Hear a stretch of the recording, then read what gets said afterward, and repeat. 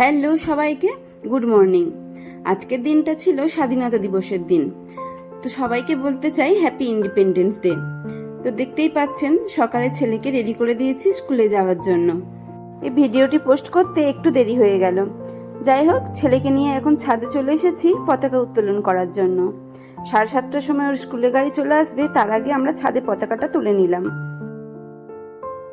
এখন বাজে বিকেল 4:30টার মতো। আমরা সবাই রেডি হয়ে বেরিয়ে পড়লাম। আজ যাবো একটা মুভি দেখতে। অনেকদিন হয়ে গেছে কোনো মুভি দেখা হয়নি, সেজন্য আজ প্ল্যান হলো একটা মুভি দেখা হবে। আমরা এখন চলেছি ইউপির উপর দিয়ে। তো আমরা যে সিনেমাটি দেখতে যাচ্ছি সেটি ইউপির একটি সিনেমা হলে। আগের একটি ভিডিওতে আমি বলেছিলাম আমরা ইউপি আর ঝাড়খণ্ডের মাঝ বরাবর থাকি। আর এখন যে নদীটির উপর দিয়ে আমরা যাচ্ছি এটি হলো ইউপির কানহার নদী।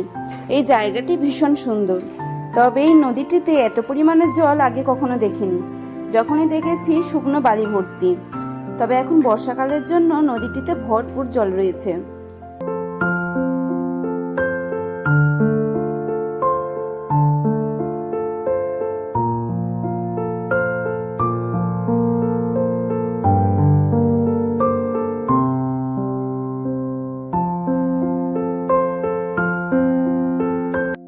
আর এই যে আমরা চলে এসেছি সিনেমা হলটিতে।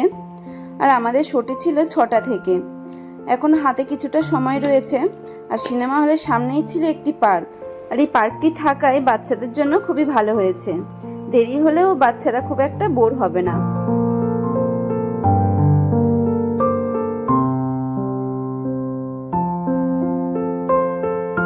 আর আমরা যে মুভিটি দেখতে এসেছি সেটি হলো স্ত্রী পার্ট 2।